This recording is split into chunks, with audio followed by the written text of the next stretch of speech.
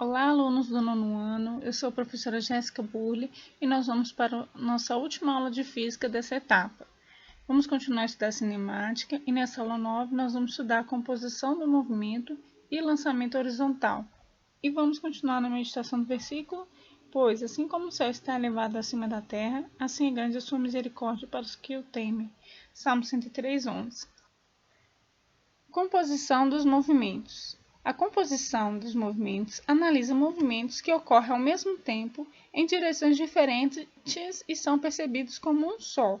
Então, nós temos um exemplo aqui para vocês entenderem. Nós temos aqui dois movimentos nessa situação. Um é a correnteza, que funciona o barco a 3 metros por segundo, e o outro é o motor do barco, que funciona o barco a 4 metros por segundo. Como que eu calculo a velocidade resultante? Então, velocidade resultante é igual a velocidade do barco mais velocidade da correnteza. 4 mais 3 é igual a 7. Então, a velocidade resultante será de 7 metros por segundo. Agora, vamos analisar um segundo exemplo. Nós temos essa mesma correnteza e esse mesmo barco, porém, o barco está no sentido contrário da correnteza, impulsionado a 4 metros por segundo. Então, neste caso, eu vou fazer uma subtração. Eu vou subtrair 4 menos 3 é igual a 1. Então, por quê? O barco ele anda 4 metros por segundo e volta 3. Anda 4 e volta 3. Então, a velocidade resultante será de 1 metro por segundo. Agora, tem um terceiro exemplo que é bem mais complicado.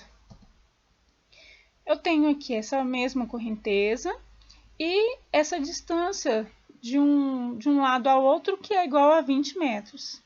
Esse barco ele anda 20 metros para frente e a correnteza, neste caso aqui, 3 metros para o lado.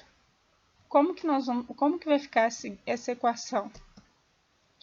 Aqui eu preciso calcular os valores ao quadrado.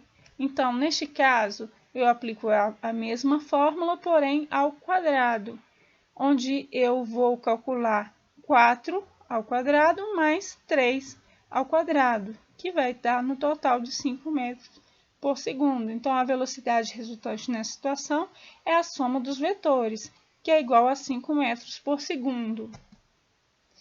Se a velocidade do resultante está para cá, e o barco vai andar assim, ó. Então, ele não vai andar numa linha aqui, assim. Ele vai andar numa diagonal. Então, preste atenção. Se a velocidade resultante está para cá, o barco não vai andar assim. Ele vai andar numa diagonal. Então, porque ele está sofrendo o impulso da correnteza aqui. E aí eu pergunto, quanto tempo o barco vai demorar para chegar do outro lado? Então, para eu poder fazer este cálculo, eu tenho a seguinte equação. A distância é igual a velocidade vezes tempo. A distância nós já temos, que é 20 metros. A velocidade, nós já temos aqui 4 metros por segundo. E o que eu quero saber é o tempo. Então, fazendo essa equação, eu tenho 5 metros por segundo. Neste caso, temos dois movimentos perpendiculares. 4 metros para frente, por segundo para frente, e 3 metros por segundo para o lado. Mas o que me interessa é o tempo que ele demora para andar para frente, pois o que me faz atravessar o rio não é ele ir para o lado, e sim para frente. Ou seja, o que me interessa são os 4 metros por segundo. Neste exemplo, você vai andar uma distância maior, porém você vai ter uma velocidade mais compensada.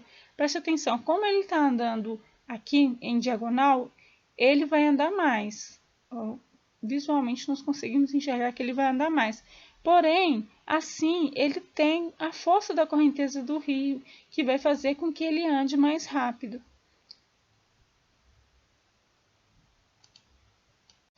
Lançamento horizontal. Vamos analisar de forma bem simples o movimento arremessado horizontalmente, desconsiderando a resistência imposta pelo ar atmosférico.